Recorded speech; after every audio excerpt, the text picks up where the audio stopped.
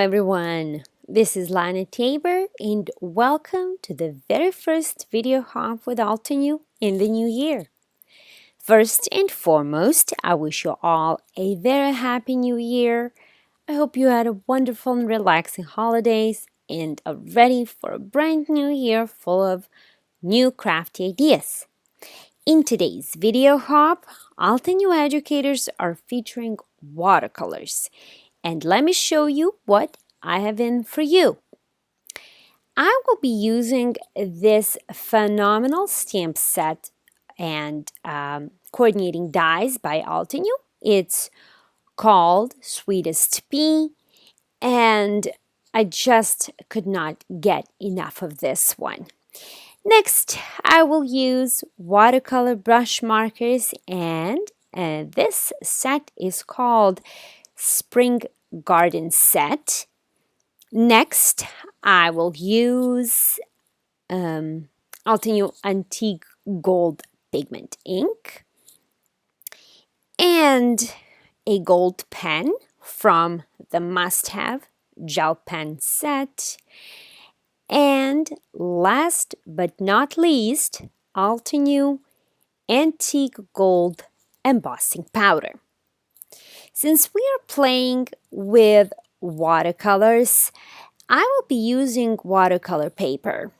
These are just some scraps here that I have on hand, and the technique that I will be showing you today is perfect for using all those leftover scraps that have accumulated over time. I will be making 3 cards. One is slimline. Next is a square, and the third one is 5 by 7. So without further ado, let's just jump right into it. Before anything, I always start with drawing a little concept in my notebook. I write down which colors and techniques I'm going to use, for example, and this also serves me as a map, so to speak. It helps me move faster, and it also helps me visualize my projects beforehand. Another thing is this is a good exercise to do when you do not feel inspired. This is just my little tip for you today. So we are going to do things a little bit backwards this time. We're going to color first and then stamp. Now, isn't that fun? I'm going to pick a pink, purple, and navy color. They're called Dusk. Then this one is Rubelite and Midnight Violet. You are also going to need water. I recommend having a spray bottle and just generously spray your paper with it. Like literally there's no tomorrow. Since these are brand new markers, I am just going to remove these yellow rings and screw the barrel back on. You can throw away the rings afterwards. You won't need them anymore. After I sprayed my paper with water, I am just going to squeeze my marker and put literally a blob of pigment directly on paper and watch the magic happen. Look how that color just spreads onto that paper, and wait till I put more pigment in, or different pigment, and then you will see how these colors blend into each other. I call this technique a blob technique. Now, I really am not entirely certain if this technique really exists out there or if it has a name, but for the time being, we are calling it a blob technique.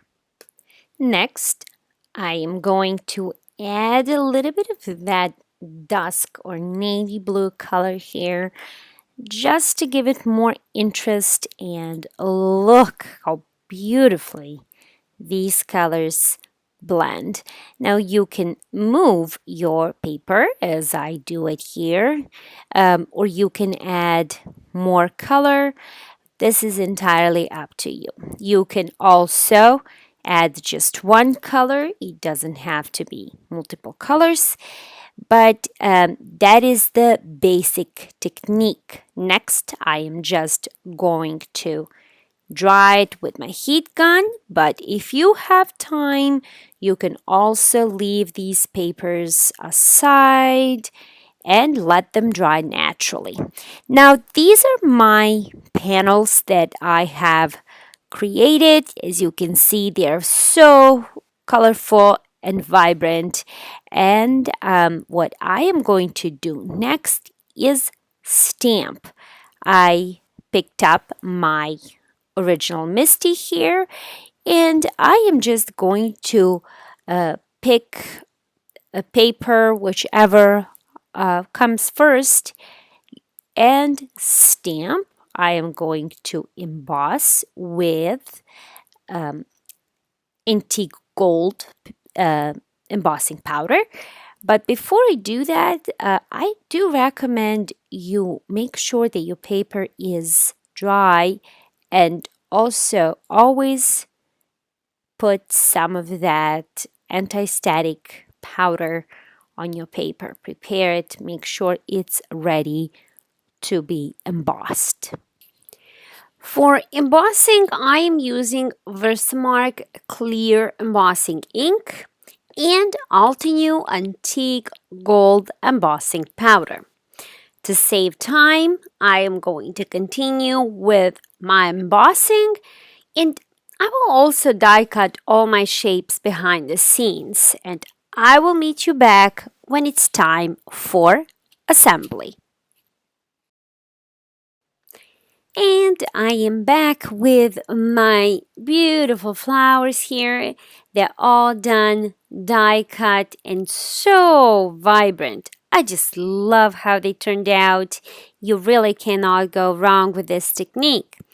Next, I am going to use my already pre-cut panels.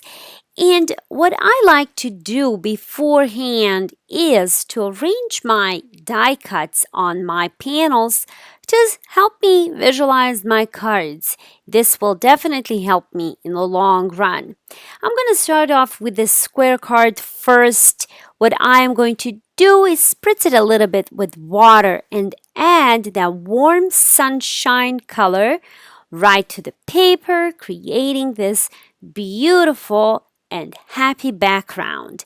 Next, I am going to dry it a little bit with the heat gun and add a sentiment from the same stamp set. This is a thank you sentiment, and I'm going to emboss it and leave it on the side to dry a little bit more before I assemble it. Now I am going to continue on working on the panel for A7 card. I am going to use Altenew Antique Gold Pigment ink and create a background just by smooshing the ink pad directly onto the panel. This is always fun because you never know what shape you're going to end up with. Now, since this is pigment ink, I will again use my heat gun to speed up the drying process. Next, I am going to use the Misty and stamp a sentiment with Altenew Permanent Black ink. And since, again, this is pigment ink, it'll take a while to dry. I am going to set it aside before I assemble it. And here we are, almost at the end. This is my last card, the slimline card. I'm going to use a ruler and a gold pen from the must-have gel pen set and draw a frame around my card. Since this is a handmade card, I'm going to go over those lines with a free hand and simply reinforce that line or make it a little bit thicker. This will give it a more organic look, so to speak, rather than being so uniformed. It is a handmade card after all. Next, I'm going to attach my flowers.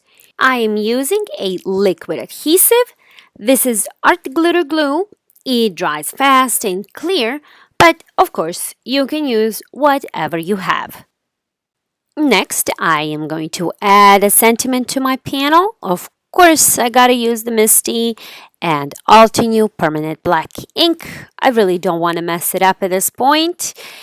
And my panel is all done and it turned out just beautiful. Next, I am going to assemble all my panels. Yes, it is that time. Again, I am using my liquid adhesive.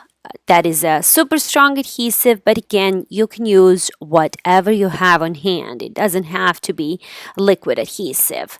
I just find it that it makes my cuts stick to the paper and they're in there permanently. For my square card, I am going to use little foam adhesive from Altenew.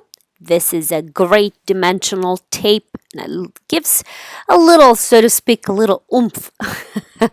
I am also going to put some liquid adhesive to these little squares here, little die cuts here. The reason I'm doing that because it'll make my flowers stick to the paper much better and it'll secure it there, and it also gives you a little wiggle room when you're trying to position that onto the panel. And we are at the end. All of my 3 cards are done and I cannot be happier with the way they turned out. I hope you enjoyed this short tutorial and I really am hoping you give this blob technique a try. It is messy, but sure it's fun. Enjoy the rest of the video hop and thank you for stopping by. Happy crafting everyone, and I hope to see you soon with another video. Bye-bye.